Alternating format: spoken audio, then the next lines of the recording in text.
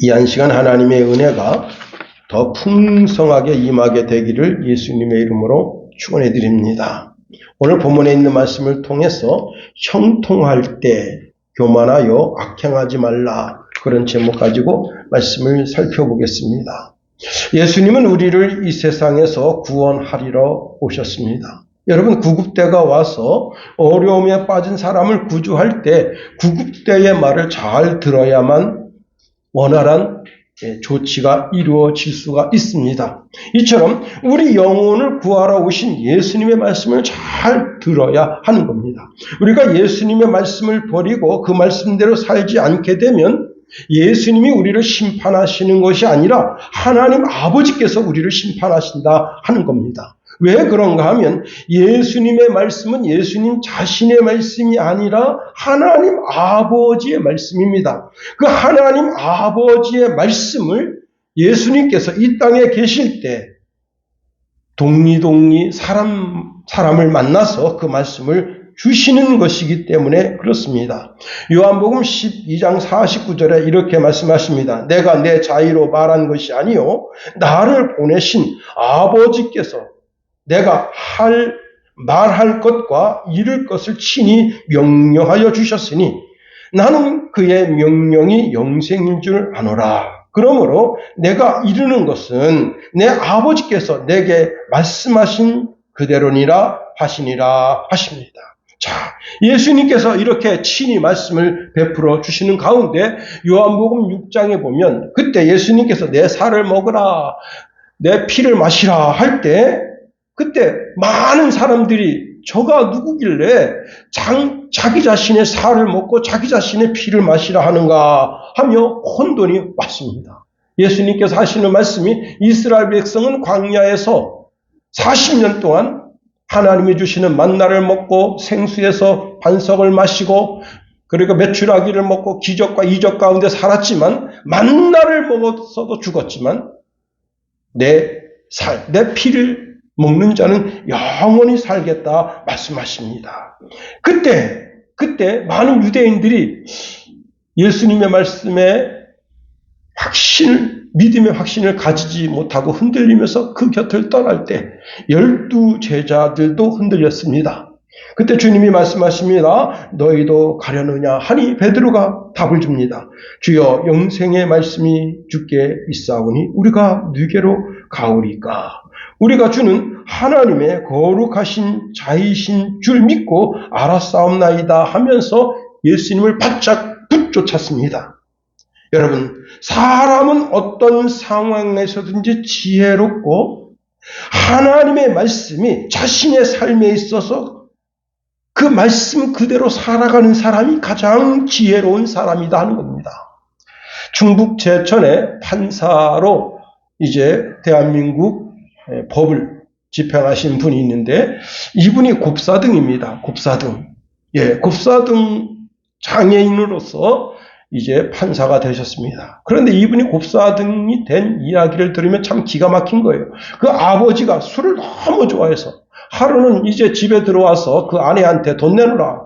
돈이 아무것도 없는데 돈 내놓으라 하니까 그 아내가 애를 안고 이렇게 있는데 그 애를 들어가지고 그냥 패대기를 쳤는데 그 집에 있는 이 탁자 위에 떨어지면서 애가 척추가 무너진 겁니다. 여러분, 자, 곱사등이로 애가 성장해서 이제 그때 뭐 유치원이 있나요? 어린이집 있나요? 그렇지 않잖아요. 그냥 초등학교 갔는데 누가 놀아줍니까? 그래서 그때부터 애가 친구도 없고 상대할 사람도 없고 그래도 그가 의지하는 것이 있는데 어머니의 신앙을 쫓아서 교회를 갑니다.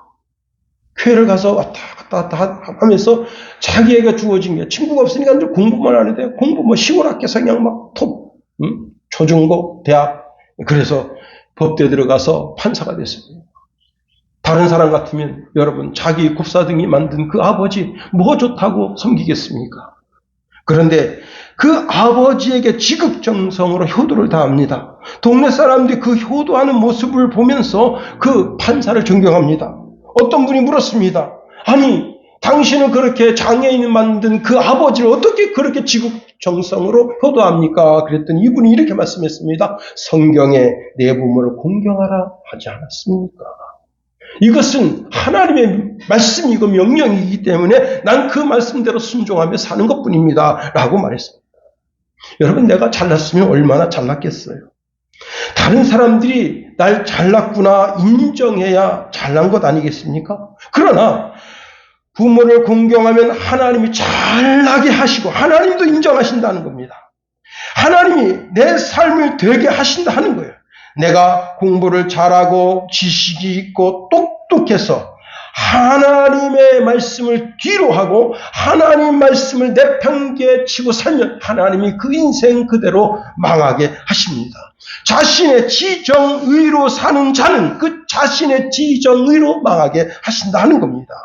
인생이 되는 사람은 훌륭한 부모님도 계시고 그 부모님 뒤에는 하나님이 계시다 하는 겁니다. 그렇습니다. 여러분, 우리가 교회 품에 오면 그 교회 품에는 하나님의 말씀이 계시고 그 말씀대로 살려고 하는 우리를 하나님이 잘 되게 하신다. 내가 못나고 좀 부족해도 하나님은 잘 되게 하시는 길로 우리를 선하게 인도하신다는 겁니다. 내가 못 배우고 될 수도 없는 상황이라도 하나님은 내게 할 수 있거든이 무슨 말이냐. 믿는 자에게 능치 못함이 없느니라 하시면서 내 믿음 가운데 되게 하신다 하는 겁니다. 슬기로운 그 의사 생활에 나오는 이야기인데요. 아들이 간이 좋지 않아서 간 이식을 받아야 됩니다. 그때 그 아버지는 평생 노가다를 뛰면서 살았어요. 노가다 판에 여러분 들어가자마자 날씨가 추우니까 술을 이제 막걸리를 마시고 소주를 마시고 얼큰이 취한 상태에서 일을 합니다. 왜? 하도 날씨가 추우니까. 그런 몸으로 그렇게 이제 거의 30년, 40년 일하다 보니까 몸이 뚱뚱한데 지방간, 알코올성 지방간이 돼가지고 몸이 다 망가진 상태예요. 그런데 아들이 지금 죽어가고 있으니까 그 죽어가는 아들에게 간을 띄워주러 왔는데 의사가 건강검진 쭉 하더니 당신은 지방간이 너무 심해서 그 간을 떼어줄 수도 없고 간을 떼어주어 봤자 당신의 아들이 그 간 이식 받고 그 지방간 그 독소 때문에 죽게 된다. 그러니까 당신은 간 이식을 해줄 수 없다. 그렇게 말합니다. 그랬더니 이 아버지가 그 말을 듣고 나가서 그때부터 여러분 그러니까 그 체조하는 그런데 이제 등록을 합니다. 6개월 동안 자기 살을 뺐습니다. 몸에 있는 지방간을 치료하고 자기 몸을 새롭게 했습니다. 그리고 6개월 후에 그 아들이 거의 이제 죽어가는데 며칠 남지 않았어요. 생명이 며칠 남지 않았어요. 그런 상태에서 자기가 갑니다. 의사가 6개월 전 왔던 당신 맞습니까? 내가 내 아들 살리려고 내가 이렇게 지금 PT에 가입해서 몸을 만들었다. 의사가 이렇게 말합니다. 선생님의 간을 띄워서 줘서 자녀가 회복될 수 있는 가능성은 매우 낮지만 그 정성, 그 사랑을 봐서 내가 간 이식을 하겠습니다. 해서 그 아버지 간을 띄워서 그 아들에게 주었습니다. 결국은 그 아들이 아버지의 간 이식을 받고 건강하게 됐습니다. 여러분, 육신의 아버지도 자녀가 잘 되게 되기 위해서 간을 떼어주고 쓸개를 떼어주는 거예요. 하물며 우리를 사랑하신 우리 하나님이 우리에게 간 그 이상의 복을 주시는데 내 믿음대로 될지어다 하시면서 신의의 능력이 우리 속에 흐르게 하시는 겁니다. 다윗은 고백합니다. 내가 여호와의 집에 영원히 살겠다. 시편 23편 6절에 보니까 내 평생의 선하심과 인자하심이 반드시 나를 따르니 내가 여호와의 집에 영원히 살리로다. 하나님은 내 뒷배가 되어주셔서 하나님이 나와 함께 하신다는 겁니다. 여러분, 우리가 세상에서 돈을 의지하면 돈과 함께 망하게 되는 거예요. 내가 세상 권력 의지하면 세상 권력과 함께 망하게 되는 거예요. 세상에 의지할 것 많은 것 같아도 의지하는 그 자체로 인해서 망하게 하시는데 여러분, 우리가 하나님 의지하면 하나님은 우리를 영원히 우리와 함께 하시고 영원히 우리가 잘 되게 하시는 길로 선하게 인도하신다 하는 겁니다. 우리 인생이 너무나 잘 될 때가 있습니다. 이렇게 너무나 잘 되니 그 잘 될 때도 어떻게 해요? 내가 주체할 수 없는 하나님의 복을 받았어요. 그럴 때도 우리는 내 중심이 하나님의 말씀이 내 중심이 되어야 하는 겁니다. 여러분, 내가 오늘의 요셉처럼 내 손으로 하는 것마다 다 형통하게 될 때, 그럴 때도 요셉은 늘 하나님의 형통함과 하나님을 바라보는 신앙으로 그의 신앙이 올곧게 섰다는 겁니다. 내가 손을 대는 것마다 망하는 사람이 있습니다. 예, 주식에 손댔더니 주식이 망하고, 코인에 손댔더니 코인이 망하고, 회사가, 직장이, 친구 관계가 다 망합니다. 그럴 때도 우리는 어떻게 된다고요? 내 중심에 하나님의 말씀이 있어야 되는 겁니다. 내 인생의 황금기에도 늘 내 중심이 하나님의 말씀이 있어야 되고, 내 인생이 폭삭 망해가는 그런 절망적인 상황이 있을 때에도 하나님 말씀이 내 중심에 있어야 되는 겁니다. 그럴 때 하나님께서는 나도록 되게 하시는 거예요. 여러분, 그렇습니다. 다니엘을 보세요. 다니엘이 하나님 말씀 따라 살겠다고 어인이 찍혔어.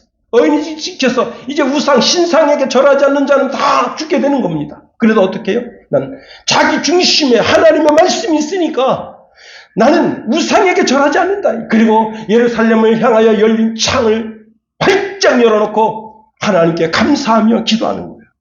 죽으면 죽는다, 이게. 여러분, 그럴 때 하나님이 되게 하십니다. 여러분, 신명기 28장에 보니까 하나님이 망하게 하는 인생이 있어요. 예. 집안이 아무것도 안 되고, 부부관계도 아무것도 안 되고, 자녀관계도 아무것도 안 되고, 정말 모든 것이 다 망해져 가는 그런 관계, 하나님의 손이 떠난 관계. 제가 오늘 이제 아버님을 모시러 시골집에 들어가면서 말씀을 듣는데 히스기야에 대한 말씀을 하십니다. 그 이제 성경 읽기가 쭉 들리는데 그 히스기야에 대해서 이야기하는데, 히스기야가 이 죽을 병에 걸렸다 나았을 때, 그때 하나님이 그를 잠깐 떠났어. 그런데 여러분, 하나님이 떠났겠습니까? 히스기야가 교만해. 자기가 지금 죽을 병에 걸렸다가 지금 나아지니까 기분이 업된 거예요. 그래서 자기 하나님을 떠난 거예요. 자, 그래서 비극의 역사를 히스기야가 만든 겁니다. 신명기 28장 15절 이하에 이렇게 말씀합니다. 우리가 하나님의 명령이나 말씀을 떠나서 우상을 섬기면 모든 저주가 임합니다. 성읍에서도 저주를 받고, 들에서도 저주를 받고, 광주리와 떡반죽 그릇이 저주를 받고, 자녀들이 토지와 소산이 우리 안에 있는 소와 양과 모든 가축이 저주를 받고, 내가 들어가는 곳마다, 내가 나가는 곳마다 저주가 따라옵니다. 야, 기가 막힌 말씀이에요. 어떻게 하나님의 말씀을 떠나면, 내 중심에 하나님의 말씀이 있지 않고 하나님 말씀을 떠나면 그때부터 하나님의 저주가 내 삶에 임한다 합니다. 여러분, 우리 하나님은 우리의 생사화복을 주관하시는 분이시다는 거예요. 그런데 우리가 하나님의 말씀을 등지게 되면 하나님은 더 이상 그를 산울로, 울타리로 그를 보호하실 수가 없는 거예요. 우리 시골집에 지금 참 황망한 일이 생겼습니다. 닭들이 다 죽고, 오리가 죽고, 그 다음에 고양이가 다 죽었어요. 왜 그런 거예요? 우리 집은 울타리가 개방되어져 있는 거예요. 그래서 여러분, 야생개가 와가지고 다 물어 죽는 거예요. 개는 안 물어 죽겠는데 걔는 개라고. 그 개는 그래서 살아있는 거예요. 다 죽은 거예요. 참. 여러분, 하나님이 그 울타리를 해제하면, 하나님의 보호하심을, 하나님의 눈동자와 같이, 적자와 같이 우리를 지키시는 것을 해제하면 이런 일이 벌어지는 거예요. 오늘 본문의 주인공 우시아입니다. 그는 나이 16살에 왕이 됩니다. 나이 16살에 왕이 되니까 뭘 알겠어요. 그런데 그에게는 올바른 영적 지도자인 스가랴가 있습니다. 우시아는 스가랴에게 계속해서 교육을 받습니다. 여러분, 4절, 5절 우리 다 같이 한번 읽어봅니다. 4절, 5절 시작. 우시아가 그의 아버지 아마샤의 모든 행위대로 여호와 보시기에 정직하게 행하며 하나님의 묵시를 밝히 하는 스가랴가 사는 날에 하나님을 찾았고, 그가 여호와를 찾는 동안에는 하나님이 형통하게 하셨더라. 여러분, 그는 물질에 정직하고 시간에 정직하고 삶에 정직하고 말에 정직합니다. 그의 삶이 달과 같아요. 여러분, 자, 물질이 깨끗하고 이성이 깨끗하니 하나님 그를 주목하십니다. 그리고 하나님만 찾아요. 하나님 의지합니다. 하나님은 그에게 복을 주시는데 하나님을 찾았고 그가 여호와를 찾는 동안에는 하나님께서 그를 형통하게 하셨다는 겁니다. 그가 블레셋을 이기고 마온을 쳐서 이기고 아라비아를 쳐서 이기게 됩니다. 암몬이 겁이 나서 여러분 그에게 조공을 바치고 그의 명성이 점점 퍼져서 애굽에까지 들리니까 애굽도 움츠리는 거예요. 하는 것마다 잘 됩니다. 거친 땅에 가서 샘을 팠습니다. 샘이 터져서 옥토가 되게 됩니다. 그리고 거기에 망대를 세우고 적들이 쳐들어오지 못하게 합니다. 예루살렘 구석구석에다 망대를 세우고 활 쏘는 병사를 배치하고 그 다음에 투석기를, 그때 당시에 투석기를 만들어서 예루살렘 망루를 세우고 망루에다 투석기를 세워서 적들이 쳐들어오면 투석기로 돌을 던지니까 여러분 예루살렘 성이 난공불락의 요새가 됐다는 겁니다. 자, 그리고 그를 따르는 장군들이 있는데 아주 명장들이에요. 1600명이나 되는 명장들이 용감하게 그를 추종하는 병사들이 있는데 30만 7,500명입니다. 그 군대는 아주 잘 훈련돼서 오늘날로 말하면 특공대 중에 특공대다.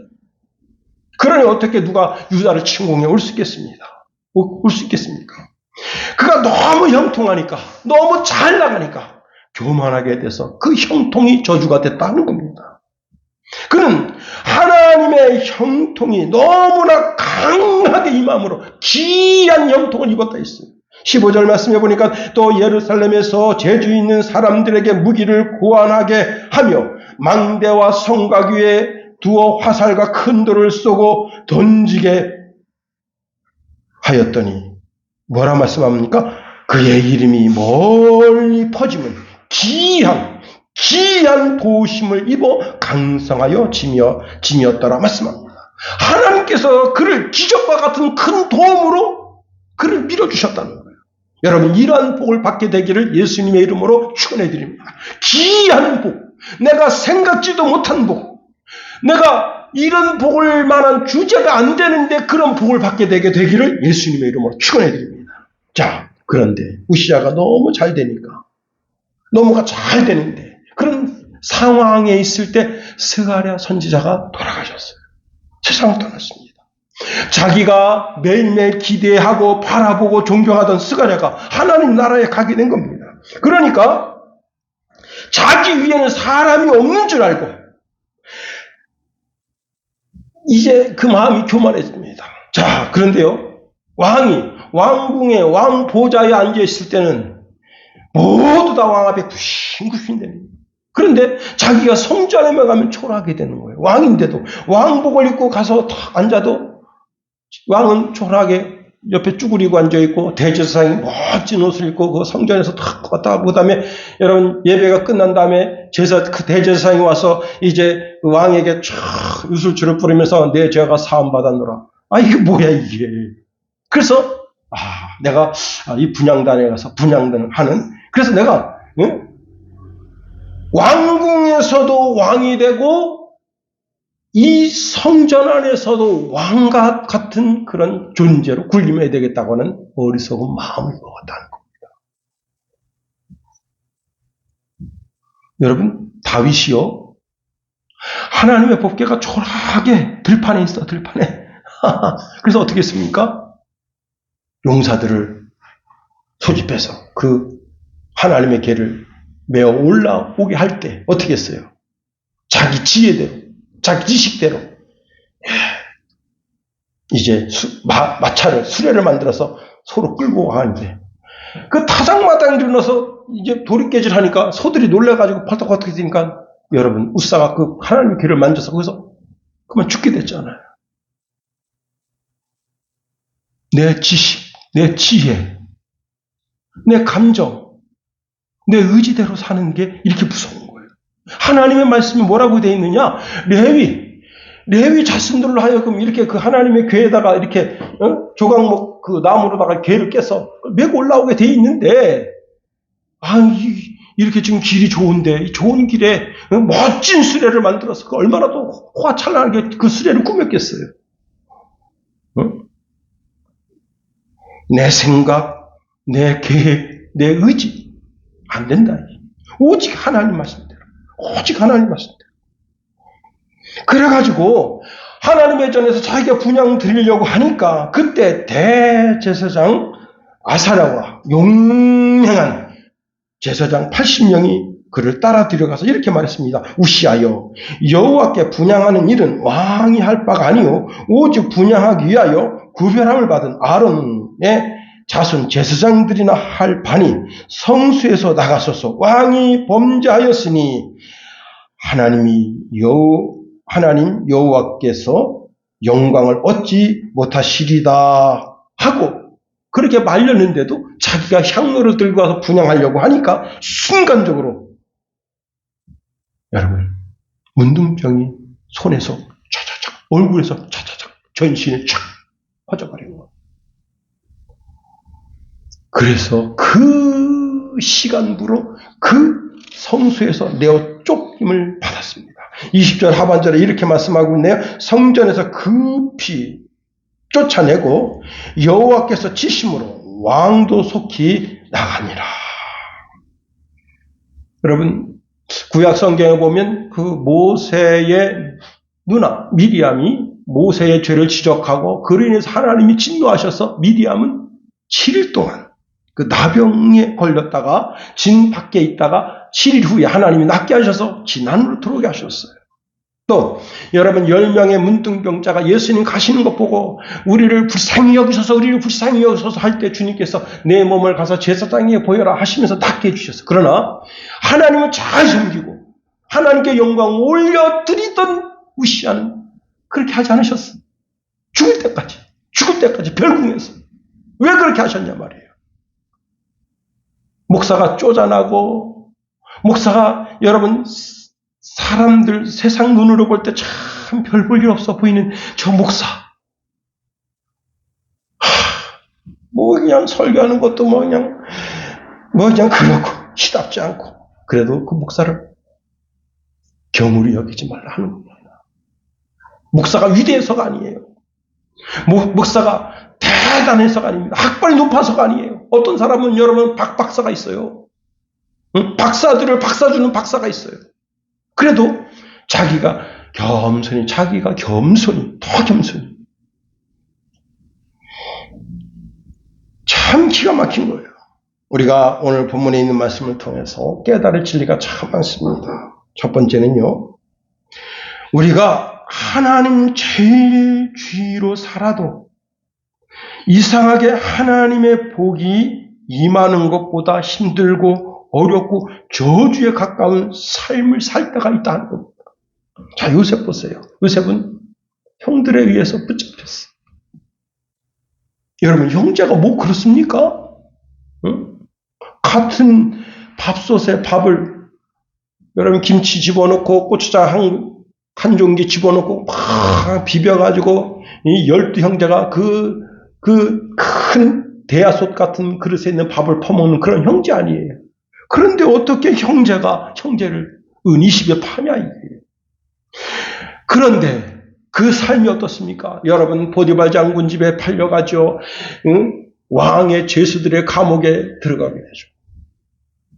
13년 동안 참 고통 속에 하나님의 자녀인데 하나님 말씀대로 사는 하나님의 백성인데 어떻게 하나님께서 그런 어려움에 집어넣냐. 야곱 보세요. 야곱. 형이 자기를 죽일까 봐 삼촌 라반의 집에 가서 20년 동안 모순살이를 했어요. 그가 뭐라고 말했습니까? 눈붙일 겨를이 없었다는 거예요. 응? 여러분이 김성은 눈붙일 겨를 없이 공부해봤습니까? 우리 김성찬 눈붙일 겨를 없이 일해봤나요? 아니잖아. 응? 그래도 하루에 8시간 꼬박꼬박 잠은 잤잖아. 근데 야곱은 그게 아니야. 양은 아무 때나 울어대요. 아무 때나 새끼를 낳아. 한번 좀 잠을 잘 났는데 양이 막 나 지금 잉태하고 있는데 너 뭐 하고 있냐고 막 근데 그걸 돌보지 않으면 어떻게 되는 거야? 죽는 거예요. 그러니 야곱이 눈물칠 겨를 없이 20년 동안 살았다. 다시 말하면 자기 밑에 몸종을 두지 못한 거야. 응? 양치기 개 한 마리 두지 못한 거예요. 그런 어려운 삶을 사는 거예요. 20년 동안. 그렇습니다. 여러분, 요셉도 고통 속에 노예의 삶을 살고 죄수의 삶을 살고, 그래도 어떻게 해요?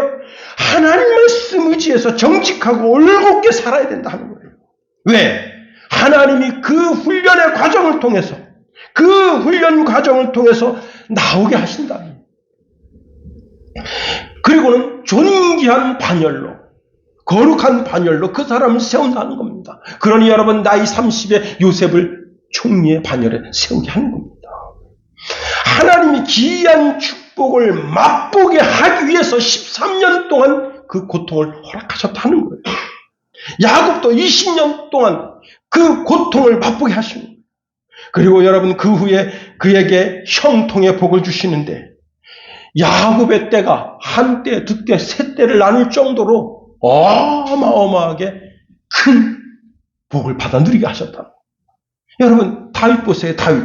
다윗은 왕으로 예선된 후에 잘 되었느냐? 아니에요. 고난의 연속이다. 그가 골리앗을 죽였을 때, 여러분, 영웅 중에 영웅이 됐지만 나중에 구약 성경을 잘 읽어보면은 블레셋 진영에 가서 침을 질질 흘리면서 미친 사람처럼 여러분 벽에다가 침 끄적끄적대고 있었다. 그렇게 살지 않으면 안 될 정도로 고통의 삶 속에 있었다는 거예요. 10년간. 여러분, 사울왕이 그를 죽이겠다고 해서 십황무지에 들어가서 황무지라고 먹을 게 없는 거예요. 그 곤란 중에, 고통 중에 있었다. 그런데 거기서 여러분, 하나님이 꺼내셔서 그를 어떻게 하셨습니까? 이스라엘의 영웅이 되게 하시고, 지금도 이스라엘 백성들은 다윗의 별을 그려놓고 그 날이 회복되기를 소망한다는 겁니다. 그러므로 혹시 하나님이 나를 낮추신다면, 나를 낮추시고 또 낮추신다면 어떻게 해요? 그때에도 우리는 하나님의 은혜를 기다리고 하나님 말씀만 바라봐야 된다는 겁니다. 더 나아가 여기서 아주 중요한 것은 영적인 지도자가 중요하다는 겁니다. 자, 스가랴가 사는 날 동안에는 하나님께서 여러분 형통하게 하셨어요. 또 스가랴 선지자가 사는 날 동안 그는 정직하게 행동했습니다. 하나님만 찾았어요. 그런데 스가랴가 죽자마자 더 이상 하나님의 말씀이 자기 귀에 들어오지 않습니다. 그러니까 교만해지게 되는 거예요. 하나님의 말씀이 더 이상 들려지지 않게 되니까 어떻게 됐느냐? 자기 마음대로 행동하게 된 겁니다. 16절에 이렇게 말씀하고 있네. 그가 강성하여 짐에 그의 마음이 교만하여 악을 행하여 그의 하나님 여호와께 범죄했다 말씀합니다. 여러분, 마음속에 하나님의 말씀이 있어야 그 말씀이 내 삶을 가르친다는 겁니다.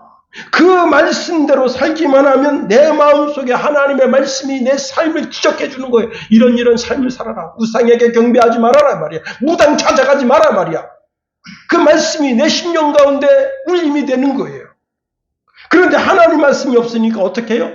내 감정대로, 내 명예대로, 내 지식대로 살아가게 되는 거예요. 이것이 중요합니다. 하나님의 말씀이 여러분 심령 가운데 있어야 되는 거예요. 그래서 그 말씀을 달려가면서도 읽을 수 있어야 되는 거예요. 그 달려가면서 내 인생, 바쁜 인생, 쏜 화살이 날아가는 것처럼 바쁜 인생 속에서도 그 말씀이 내 삶을 지적해줘야 되는 거예요. 여러분, 과테말라에 유광수 윤영숙 선교사가 있습니다. 이 과테말라는요, 카톨릭과 기독교를 믿는데 폭력과 범죄가 끊이지 않는 나라입니다. 특히 이제 유광수 윤영숙 선교사가 있는 지역은요, 비아누 에시바라고 하는 지역인데, 이 지역은 조직 폭력배의 은신처래요. 이 사람들이 이제 대도시 가서 범죄 저지르고는 경찰들이 자기들을 찾게 되면 그때 여기 와서 숨어서 이제 경찰들의 그 따가운 시선이 누그러질 때까지 4, 5년 동안 여기 머물러 있다가 다시 도시로 가서 또 범죄 저지르고 또 이제 살인 저지르고 마약 이렇게 못된 짓 하다가 또 이제 경찰들이 자기들 찾으면 여기로 오게 되고 안 되면 잡혀서 교도소 가고 그런 도시인데, 이 유 선교사가 여기서 이제 선교사가 가서 제일 먼저 하는 게 뭡니까? 교회도 세우지만 교회를 통해서 주일 학교를 해서 예, 이건 교회 학교를 합니다. 그래서 교회 학교에서 애들을 가르치는 거예요. 예.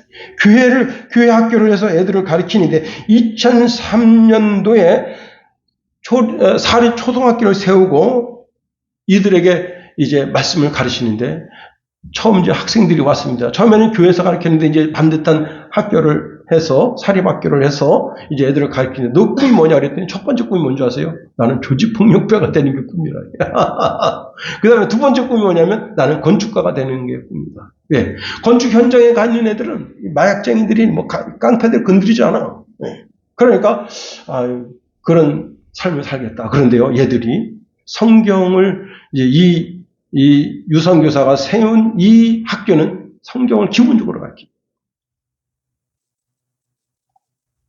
그랬더니 애들이 꿈이 바뀌었어요. 너 뭐 될래? 그럼 첫 번째가 선생님. 어떤 애는 간혹 나는 목사님 될래. 그런 애도 생겨났습니다. 자, 그런데 그 동네에 반듯한 국가학교가 있어요. 그냥 공짜야. 다 공짜야. 예. 물론 이제 교회에서도 뭐 돈을 그렇게 많이 받는 건 아니에요. 그런데 이 애들하고 여기하고 지적 능력이 너무 차이 나요. 그래서 이 학교 선생님이, 교장 선생님이 여기 성교사를 찾아왔습니다. 그리고 물었어요. 아니, 똑같은 과정을 가르치는데 당신 학교 학생들은 우수하고 우리 학교 애들은 이게 뭐 나아질 기미가 없습니다. 그 무슨 차이인가요? 그랬더니 선교사가 이런 말을 했습니다. 과정은 똑같은데 우리는 하나를 더 가르칩니다. 뭐냐면 성경을 가르칩니다. 그랬더니 그러면 우리 학교도 와서 좀 가르쳐 줄 수 있겠어? 그래서 여러분 이 선교사 내가 이제 그 학교 가서 성경을 가르쳐야 됩니다. 그랬더니 국가에서 모든 초등학교에서 성경을 가르치라. 여러분 과테말라가 살게 될 줄 믿습니다. 왜? 성경을 가르치니까. 하나님의 말씀이 그 속에 있으니까. 말씀이 흐르면 살게 되는 거예요. 여러분 21세기가 됐는데도 이단들이 활개를 칩니다. 우리의 신앙을 흔듭니다. 무속신앙. 요즘 여러분 대통령과 영부인이 뭐 무속 그 신앙에 물론 이제 우린 그게 가짜라고 믿습니다. 왜냐? 그 국회에 나와서 증언한 여자가 들었더라는 거예요. 나는 누구한테 들었더라. 이게 뭐예요? 들었더라는 말은 다 거짓말입니다. 예, 다 거짓말이에요. 왜? 야, 나는 이재명이가 살인 저질렀다는 말을 들었더라. 이재명이 살인 저질렀어요? 안 저질렀어요? 안 저질렀죠. 그러나 들었다 그럼 어떻게 되는 거예요? 사람들은 들었다라는 필요 없어. 아, 이재명이 살인 저질렀구나. 이렇게 되는 거예요. 네. 그런데 많은 사람들이 어떻게 생각합니까? 아, 우리 대통령이 무속인을 좋아하는구나.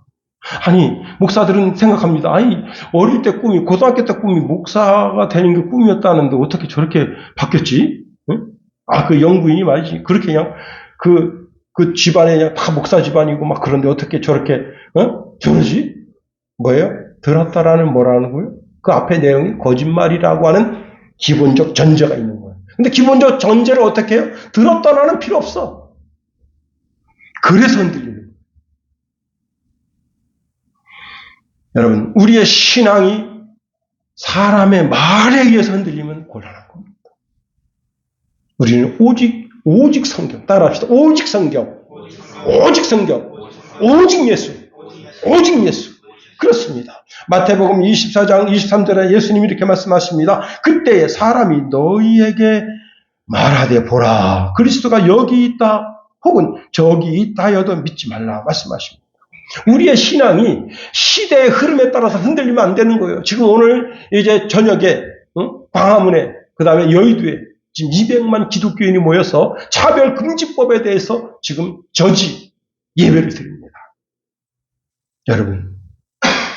그런데 제가 어제 어떤 유튜브를 봤는데 그 성공의 무슨 아주 유명한 교수래요. 그 사람이 차별금지법 뭐가 어떠냐.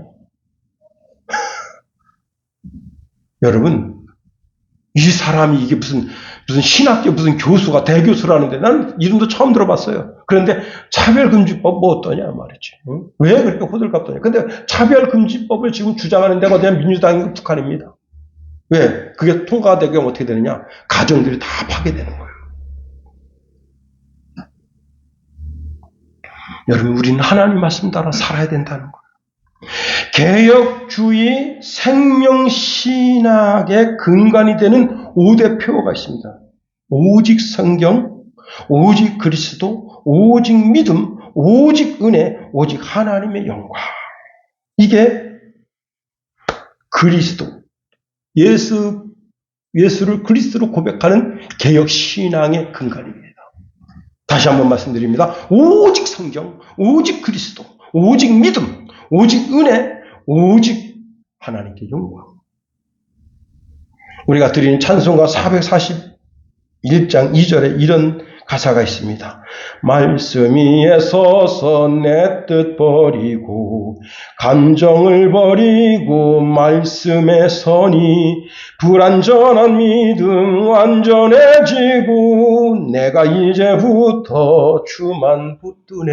여러분, 말씀의 근원이 되시는 예수님만 붙들어야 하는 겁니다. 우리는 오직 예수님을 닮아서 오직 예수 그리스도를 따라가는 신앙이 되어야 한다는 겁니다. 예수님 따라가는 것을 주저하면 오늘의 가룟 유다가 되는 거예요. 실패하는 신앙이 되는 거예요. 베드로가 실패하던 날이 있었습니다. 그가 예수님께서 무리로 걸어오시는데 그것을 보고 모든 사람들이 귀신이다, 유령이다 막 호들갑 떨 때 누가 주시라. 그러니까 베드로가 보고 이렇게 보니까 예수님이십니다. 주여, 저를 명하사 무리로 걸어오게 하소서. 그래서 예수님을 바라보니까 예수님이 오라 하십니다. 그 베드로가 무리를 막 걷는데 그날 파도가 어마어마하게 막 일어납니다. 그때 주님 바라보다가 파도 바라보니까 순간적으로 의심이 일어났습니다. 그래서 물에 빠진 거예요.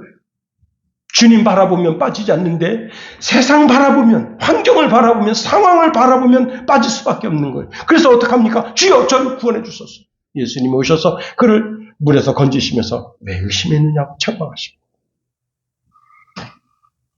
오직 성경, 오직 예수 그리스도. 우리가 이 신앙을 버리면 우리 자신 스스로가 저주의 길을 가는 거예요. 돈을 많이 번들 뭐 하겠어요? 안양에서 한 분이 돈 잃어버렸는데 돈 좀 찾아달라고 경찰에 신고했습니다. 근데 꽤 많은 액수를 잃어버렸어요. 경찰이 그 집을 급습했습니다. 그 집 가 보니까 아무것도 없고 돈만 놔뒀다, 여기 돈만. 근데 그 돈이 없어졌어요. 근데 경찰이 이제 여러분 CCTV 딱 보니까 이 사람이, 돈 신고한 사람이 큰 가방 가지고 어디로 갑니다. 그래서 그 집을 추적해보니까 그 집에 27억인가 돈 있어요. 이 돈 뭐냐 이거야. 당신이 이렇게 큰 돈 벌 만한 그런 입장이 아닌데, 그래도 알고 보니까 그 사위가 어둠의 사람입니다. 결국 그 돈 뺏기고 어떻게 되는 거예요? 그 사위도 구속되고. 돈 따라가지 마세요. 여러분, 스가랴 목사님 떠났다고 말씀에서 떠날 필요가 있겠어요? 그분은 세상을 떠났지만 계속해서 말씀을 붙잡았다면 그는 다윗 그 이상의 인물이 될 수 있었어요. 다윗은 겨우 40년밖에 못 살았어요. 그는 여러분, 이 오늘 본문의 주인공 몇 년 살았냐? 52년을 살았어요. 이야, 51년 동안까지는 멋지게 살았어. 52년째 실수해서 이렇게 된 거예요. 참 안타까운 인물입니다. 끝까지 주의 말씀 붙잡고 그 말씀 가운데, 그 말씀이 내 삶의 신앙을 이끄는 그런 말씀이 되도록 말씀 가운데 거하는 저와 여러분이 되기를 예수님의 이름으로 축원해 드립니다.